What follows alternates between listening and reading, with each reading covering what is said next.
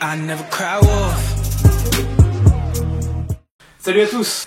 Aujourd'hui on va parler des calories. Les calories, retour aux sources. Qu'est-ce que c'est? Comment on peut définir des calories? Donc, les calories en soi, c'est une unité de mesure. En fait, c'est une unité de mesure de l'énergie. À la base même, calories, ça vient de chaleur. Donc, calories, calor, chaleur. Et en fait, c'est pour quantifier une quantité de chaleur, en fait. D'accord. En fait, par exemple, si tu veux savoir combien de calories tu vas avoir dans un gramme de glucides, tu vas consommer ce glucide et regarder la chaleur qu'il va dégager. Et la chaleur qu'il va dégager, ça va être la quantité de calories que contenait en gros ce glucide, ce gramme de glucides. Ok. Et que ton corps va voilà. avaler entre guillemets. En gros, ouais, c'est ça. Okay. En fait, c'est juste une unité, les calories. C'est pas vraiment un truc physique comme les glucides peuvent être un truc physique ou les lipides, mais les calories, c'est vraiment une unité de mesure de l'énergie. Comme les joules, en fait. Et c'est quoi la différence entre calories et calories-joules? En fait, c'est juste deux unités différentes. En gros, 1 calorie, ça fait à peu près 1 kilocalorie, 4 kilojoules en gros. Je crois, si je me trompe pas dans l'unité, mais voilà, c'est ça en gros. On entend souvent parler de métabolisme de base et métabolisme énergétique journalier. C'est quoi la différence? C'est quoi? Explique-moi un peu les deux termes. Alors, le métabolisme en fait de base, ça va être ta consommation calorique, donc au repos, on va dire, sans rien faire. C'est parce que tout ce dont ton corps a besoin en fait pour vivre, ton organisme, donc c'est-à-dire ton cerveau, il va être actif, donc il va brûler, il va avoir besoin d'énergie. Ton cœur, tout ce qu'on appelle en fait les muscles lisses, c'est des muscles qui vont pas avoir besoin de ton cerveau pour fonctionner. En fait, pas avoir besoin de ton action, d'une action. Tu vois ce que je veux dire? Par exemple, si je veux contracter mon biceps, je le contracte. C'est moi qui a décidé de le contracter, mais mon cœur, je peux pas le décider de le contracter. Et tout ce qui est muscle lisse, ça va être géré par. Enfin, c'est ça qui va consommer qui va déterminer le métabolisme de base. Et en gros, voilà, tous tes mécanismes un peu réflexes, ton cœur, ta respiration, etc., ça va être géré par le métabolisme de base. Et par exemple, quand on dépense des calories pendant qu'on dort, en fait, c'est le métabolisme de base, du coup. Ouais, voilà, c'est exactement ça. C'est exactement ça. C'est tout ce dont, en fait, c'est ce que tu brûles sans rien faire, en fait. Ouais, mais quand on marche dans la rue, voilà. Après, marcher dans la rue, ça va être une activité un peu, ça va être une activité physique. Donc ça va être là, ça va être un peu différent. Ça va être plus le métabolisme énergétique, physique, comme ce que tu disais. Et là, ça va être comptabilisé en fait toutes les actions que tu vas faire, toute l'activité physique que tu vas faire au cours des journées. D'accord, ok. Donc quand tu as une dépense calorique, ça va être inclus là-dedans, quoi. Voilà, c'est exactement ça en fait. Mais tu as les deux qui vont s'ajouter en fait.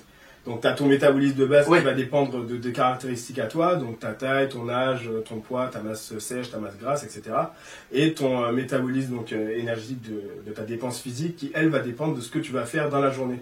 Donc si tu fais du sport, si tu fais par exemple, je sais pas, tu fais 3 heures de muscu dans la journée, tu vas avoir une dépense calorique qui est bien supérieure à ce que tu ferais si tu faisais par exemple... si tu étais resté assis toute la journée. Si tu étais resté assis toute la journée. D'accord. Et justement, la question est la suivante. Comment tu fais pour savoir ton besoin calorique journalier?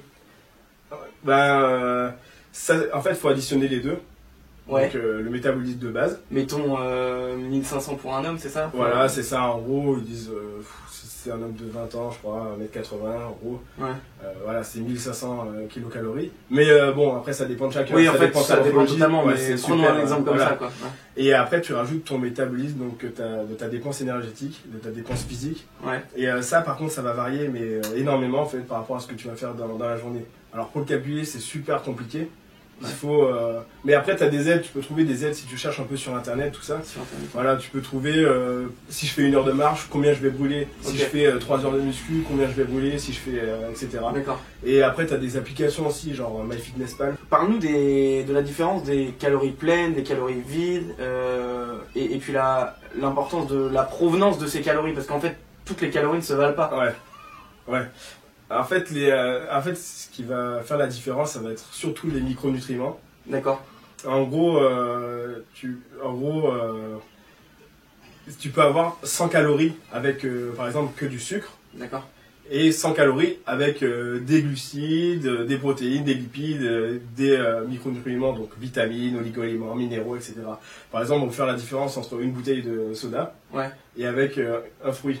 Ça, c'est, je pense, le meilleur exemple entre les deux. Tu vois, tu peux avoir le même nombre de calories, mais avec des micronutriments en plus. En plus de ça, en plus des micronutriments, il y a aussi des macronutriments qui vont être indispensables, essentiels. Ça veut dire qu'en fait, ton corps peut pas les synthétiser par lui-même, en fait. Donc, notamment les protéines, les acides aminés essentiels. En plus, tu as des lipides, notamment les oméga 3, qui sont aussi indispensables, pareil. Aussi, les calories vides par excellence, c'est l'alcool, par exemple. Ouais. Et l'alcool, c'est énorme, en plus, parce que 1 gramme d'alcool, ça te fait 7 calories. Ok. Alors que glucides, protéines, c'est... Et c'est des 4 calories vides, ça. Ah oui, ça, c'est complètement... t'as rien dans l'alcool, Ouais. t'as juste de l'éthanol, et qui est un nutriment qui est pas super intéressant. Ouais. Et donc, ouais, t'as pas de micronutriments, t'as rien, quoi. C'est vraiment... c'est vide de chez vide, quoi. Donc là, c'est les chips, les sodas, Ouais, c'est ça, c'est...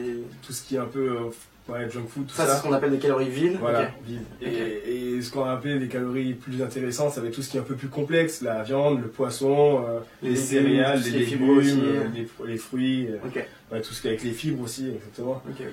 Donc ouais, c'est ça un peu la différence entre les deux. Donc ouais, c'est pas parce qu'on dit, faut pas juste calculer ton Ouais. taux de calories, C'est combien ça, de c'est calories ça. t'as consommé. C'est et pas, ça, voilà. tu peux consommer 2300 calories mais de chips et il y a 2300 calories de légumes, de viande. Et voilà, et ça a rien à voir. Ça n'a rien à Oui, voir. ça a rien à voir. Ouais. Mais alors, pour toi, est-ce que c'est important? Est-ce que tu penses que c'est viable à long terme de calculer comme ça ces calories tous les jours? Qu'est-ce que tu en penses? En fait, je pense qu'à la base, donc au début, vraiment, c'est intéressant je pense que c'est important de s'y intéresser, Ok. juste pour essayer de comprendre comment ça marche, ce qu'on disait, métabolisme de base, etc. Et voilà, d'essayer de calculer, de savoir à peu près son apport, de savoir, Ouais. d'essayer de comprendre le truc. Et peut-être de faire quelques calculs au début, mais par contre, je pense que sur une vie, en Ouais. fait, moi, mon but, c'est quand même d'avoir une alimentation saine, vie saine, hygiène de Bien vie sûr. saine, etc. Donc, sur une vie, je pense pas que c'est pratique de peser ses aliments tous les jours, de savoir Ouais. combien de calories t'as dans ça, De ça, rentrer de dans savoir, l'application. de faire exactement, tu vois, chaque fois que tu consommes quelque chose, tu dois prendre une photo du code barre pour savoir, tu vois. Ça, je pense que c'est pas quelque chose que tu peux faire. Après, si tu veux faire une compétition pour les bodybuilders, Bien sûr. eux, ça va être plus intéressant, tu vois, genre 3 semaines avant leur compète, vraiment en période de sèche extrême, là Ouais. ça va être plus intéressant peut-être de calculer parce que eux, ils sont à des niveaux, c'est très précis élevé. en fait. Ouais. Ouais, bien sûr. Donc là ils ont peut-être un peu plus besoin, mais pour des... Pour des personnes lambda ou sportives, Oui, comme voilà. nous, mais voilà. Non, ouais, je pense que c'est intéressant de le faire peut-être au début. Ouais, et puis, pour je trouve que c'est marrant quand même. Voilà, bien voilà. sûr, ouais. Moi bien sûr. aussi, On l'a fait, tous oui, fait, on l'a ouais. tous fait, je pense, c'est marrant au début, et c'est drôle à faire, mais après... Ouais, c'est plus une prise de tête que. Ah ouais, c'est ça. voilà, Mais de toute façon, une fois que tu as compris le début, après tu peux. Oui, voilà, en fait, c'est pas si compliqué que Tu, ça. tu sais quand tu fais 500 grammes de riz ou 100. Oui, voilà, c'est ça. Ouais. Et on n'est pas à ça après, nous. Non, en On n'est plus. pas, Ouais. il y a souvent des gens qui vont dire, ah non, mais moi, tu vois, C'est pas la même marque, en plus. Voilà, Ouais. non, mais on n'est pas à ça après. Ça dépend de son objectif. Ça dépend, ouais. Merci pour ces précisions sur les calories. Et je vous dis rendez-vous très vite pour la suite. On va parler notamment des macronutriments. Ciao! Ciao!